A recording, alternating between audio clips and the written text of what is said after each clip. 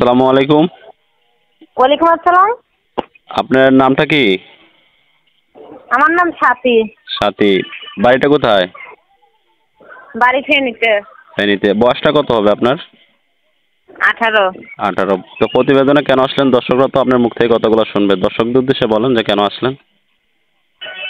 আইসি, একটা ভাই আছে, আম্মা আছে, অনেক কষ্টে দিন যাইতাছে। প্রতিবেদন আইসি, ভালো একটা মন চাইলে ভালো মানুষ পেলে যে আমার পাশে দাঁড়াইবো, দায়িত্ব নিব, বিয়ে সাথে বসবো, তার জন্য আইসি।